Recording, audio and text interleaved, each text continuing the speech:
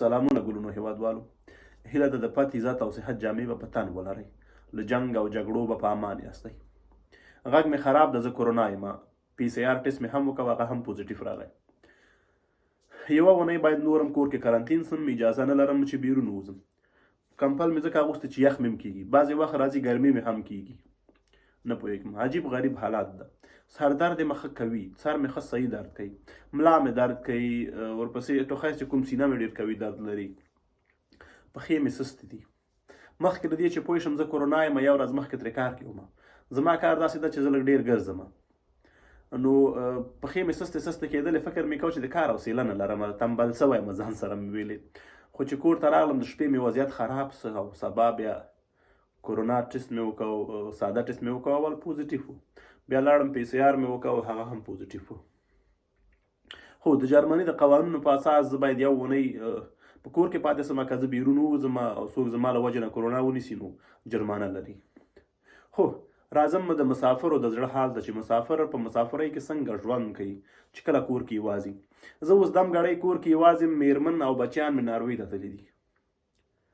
هغوی هلته دي، هغوی هم هوا بدلیدو سره لږ مریضان سوي وو، خو شکر اوس خدای یو څه صحت ورکړی ده. موږ په دغه میاشت کې ټوله کورنۍ مریض سوي وو، زه، میرمن مې او بچیان مې. هغوی په ناروی کې، زه دلته. زما زړه تنګ شوی ده، زه کور کې یوازې یم. د تنهایۍ احساس سړی کوي. په ټلیفون کې خبرې هم ډېر نشم کولی، سر مې درد کوي. چا سره خبرې کوم بد راباندې یو رقم لګېږي. ټیک ټاک کې ویډیوګانې جوړوم، کوشش کوم چې فلتر ووهم چې هغه شکل، اصلي شکل مې معلوم نشي. ځکه ډېر ملګري دوستان به فکر وکړي چې دا څه حالات کې ده. زه مې میرمنې او بچیانو ته یا فامیل ته مې هم نه وایم چې زه خفه شوی یم، زړه مې تنګ شوی ده. شاید دا ویډیو زما میرمنه بیا په یوټیوب کې وګوري یا زما فامیل په یوټیوب کې وګوري او به وایي چې ولې دې ونه ویلي. خو ژوند کې دغسې ډېرې خبرې دي. ما مور اکثر وخت زنګ راوهي یا زه ورته زنګ وروهم، خو چې کورونا شوی یم زنګ مې نه ده وروهلی، ځکه هغې ته چې ووایم هغه هم خفه کېږي. زه خو دا مریضي که داسې که هسې تېرومه، که هغه خبره شي که خبره نه شي. دا چې څه راځي ژوند کې هغې باندې نه پوهېږم. خو انسان ده، شاید دومره سخته ونه اوسي. ډېر انسانان ترې مړه شوي هم دي. داسې نه ده چې اوس دا داسې بې معنا مریضي د سړی د بیخي بې تفاوته ونیسي. ډېر انسانان د همدغې له وجې نه مړه شوي هم دي، حتی میلیون نه بره مړه شوي دي او سلګونه میلیونه خلک په دې باندې اخته شوي دي. نو ځکه زه دا خبرې کوم. سړی چې یو مسافر شي، بل کور کې یوازې شي، بل کورونا سي، بل نو بیخي حوصله نه لري. ته د خدای قدرتو ته وګوره، ډوډۍ به په پیسو واخلي چې اشتیا یې ونه لري څه به وکړي. دا د روزه ده، زه ډوډۍ خورم، زه مریض یم. سهار 4 بجې ویښ شوی یم، نور خوب نه راځي. کله تخت کې، کله سالون کې، کله دې خوا کله اخوا. راغلم سالون ته کېناستلم، خلاصه دغه وخت مې هم تر 7 بجو پورې ورسوه. 7 بجې مې بیا د کار ځای ته دوباره زنګ ووهه، ورته ومې ویل چې زه دغسې PCR ټیسټ کې کورونا یم، نو زه یو اونۍ اجازه نه لرم چې کار ته راسم. پلان ته تغییر ورکړئ، زما په ځای باندې کوم بل کس، ځکه زموږ غټه کمپنۍ ده. زه په دوچ پوسټ کې کار کوم. ډېر ملګري دوستان شاید دوی څه کې کار کوي. یو سیده DHL ده، هغه پریواټ دی. یو سیده دوچ پوسټ ده، جرمن پوسټ یې ورته وایي. هغه بیا داسې حکومتي غوندې سیستم کې دي. نو زه دوی سره کار کوم. نو کار ځای ته مې زنګ ووهه، د کار رئیس راته وویل ښه صحت درته غواړم، پاتې شه په کور کې. نو دا د سحر هغې نه وروسته لاړلم، په زوره مې ډوډۍ وخوړله، یو څه ځکه ګولۍ سردرد ګولۍ مې خوړله. دغلته اوس هم په میز راته پرتې دي. د ملګرو کور ودان دی، اصغر او مرتضی جان هغې راته راوړې وې پرون. نو له هغې راهیسې وروسته همداسې کوشش کوم چې یو څه وخورم. دلته مې ځان ته پرون لیډوګان هم پخ کړي وو. پرون شپه مې یو څه په زور وخوړل. دغه د نن سهار مې ډوډۍ خوړلې 8 بجې، اوس دلته د شپې 8 بجې خوشادي 8 نیمې دا ویډیو جوړوم. هېڅ مې زړه ته نه کېږي. دغه انګور مې لږ ومینځل، یو څو دانې مې ته خوړلې دي، نوره اشتیا نشته ده، په زوره یې خورم، ځکه سر مې درد کوي، غواړم ګولۍ وخورم، خو نه کېږي. تلویزیون چالان کم بد راباندې لګېږي. انټرنېټ هم راسره شته، وای فای هم راسره شته، ټیک ټاک هم شته ده، فیسبوک هم شته ده. کوشش وکړم هغې ته ورننوځم، ویډیو جوړه کړم. هلته مې هم زړه تنګېږي. هلته چې ورننوځم 15 دقیقې ټیک ټاک کې تېرې کړم، بېرته مې زړه تنګ سي، راووځم بیا چې قسم په دې په هغې وګرځم. دومره خیرن شوی وم دا 2-3 ورځو کې چې بیخي حال مې نه معلومېده. امام ته چې کالي مې ویستل، یخ مې همداسې وکېده، لړزېدلم، خو مجبوراً امام مې وکړ، ځکه ځان ته مې زړه تنګ شوی و. ښې مې اوبه ګرمې کړلې، امام مې وکړ په ګرمو اوبو باندې. نو اوس امام نه وروسته په دې ځه په هغې ځه ډوډۍ شته کور کې، الحمدلله پیسې هم شته ده، خو چې اشتیا نشته څه به وکړي.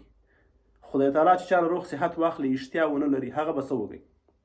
نو زمونږ او ستاسو د مسافرو حال که وطن کې یا کورنیو سره وای بیا هم تر یو حده پورې هغې به یو څه تسلي درکوله کور کې یو نه یو د چا پوښتنه یې کوله د ملګرو دوستانو د کور ودانې خدای دې ورسره ښه وکړي هر یو راته بېلابېل میسج کړی څوک چې نږدې ملګري دوستان مې دي خبر دي ما ټول خبر کړي هم نه دي خو یو نیم شاید ټیک ټاک نه خبر سوي اوسي هغوی راته د پرون شپه هم میسج کړی سهار هم ټولو میسج کړی ویلي څه دې په کار څه درته راوړو ملګرو دوستانو میوه هم راوړل دلته دروازې مخکې کېښودله جوس ګولۍ هر څه یې راوړي دي کور یې ودان خو بیا هم زه چاته نسم ویلی چې راسه دلته ما سره کښېنه ځکه هغوی هم کار او ژوند لري او ډهر ده ځکه که هغه کرونا ونیسي زه خپله نه غواړم نو په کور کې یوازې زړه نارامي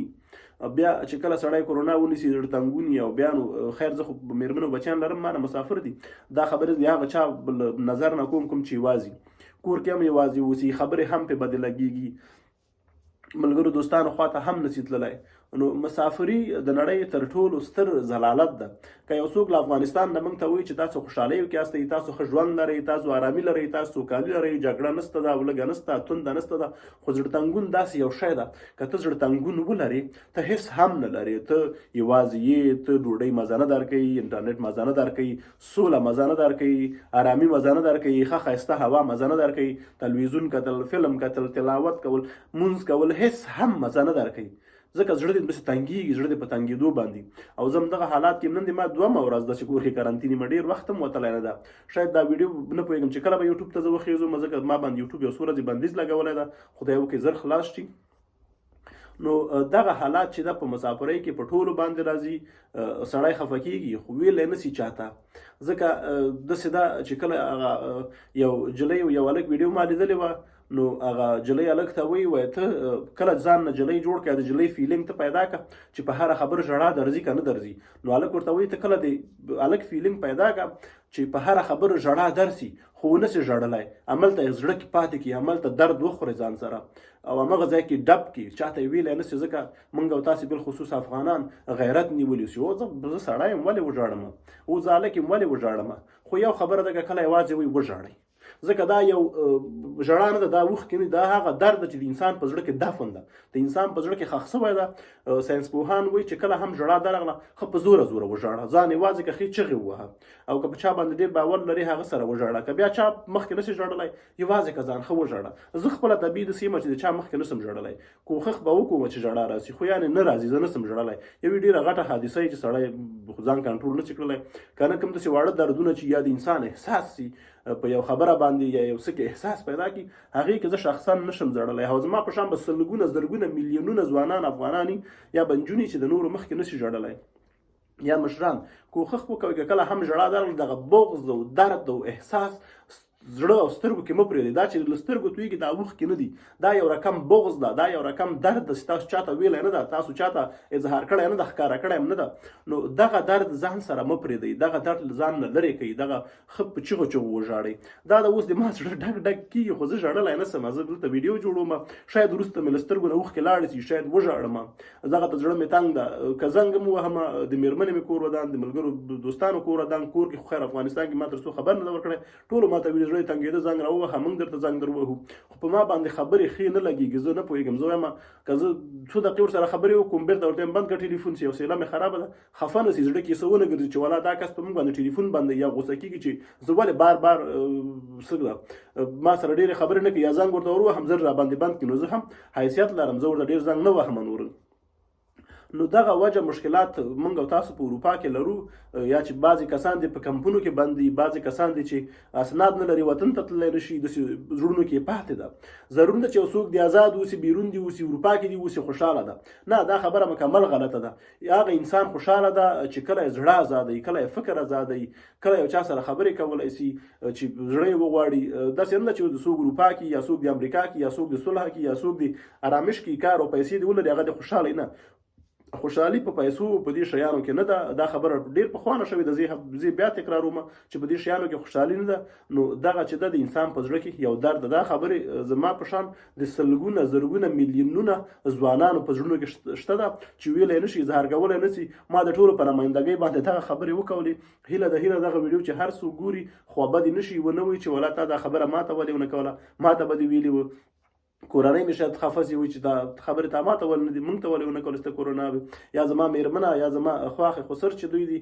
ما سره نږدې روابط لري یا زما ملګري دوستان دي وایي به موږ ته به د زنګ وهلی او موږ در سره خبرې کولې خو یعنې انسان نسي کولی ما تاسو ته مخکې مو ویلې چې زما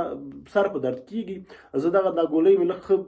سردرد کمی که نه نور زه داسې یو رقم شدید سردرد لرم داسې یو وران سردرد لرم چې یعنې ما په ژوند کې دغسې سردرد نه و لیدلی ما په ژوند کې دغه سردرد نه و احساس کړی زه ټیک ټاک کې دا ویډیو ځکه نه پوسټ کوم ټیک ټاک کې شاید ډېر خلک دغه ریشخند ونیسي یا په خندا باندې دا خبرې تېرې کړي یا وایي تا هم اوس ټیک ټاک کې شروع وکوله چې ژاړې یا فالوور جمع کړئ نو دا خبره نه ده ځکه دا ویډیو زه یوټیوب کې پوسټ کوم که څوک یو حوصله لري ویې ګورئ تر اخره پورې او شاید د ډېرو د زړه خبرې پکې اوسي د ډېرو زړونه دغسې اوسي ډېرو باندې تاثیر وکړي ډېر وکولی سي چې هغه د زړه هغه بغض او درد له زړه نه وباسي ځان یې وخت کې تنها کړي نو خوشحاله سوکاله وخت درته غواړم زه څو ورځې نور هم کرنتین یم خدای وکړي چې لږ را باندې اسانه تېرې سي زه به کوښښ وکړم که سردرد مې کم سي لږ نورو سره په تماس کې سم خبرې ورسره وکړم تر څو دغه زړه تنګونه او دغه بد احساس چې زه لرم دغه ورک سي نو د په یو لایک او کمنټ له موږ ملاتړ وکوئ زه کوشش کوم راتلونکي ښې ویډیوګانې جوړې کړم خو دا چې زه لږ مصروف مریض او یوټیوب را باندې بندیزونه لګولي دي نو په دې وجه باندې زه په یوټیوب کې څه خیر حاضر یم له ټولو نه بخښنه غواړم تر بلې ویډیو پورې مو الله مل او ملګری سه په خدای مو سپارم د خدای په امان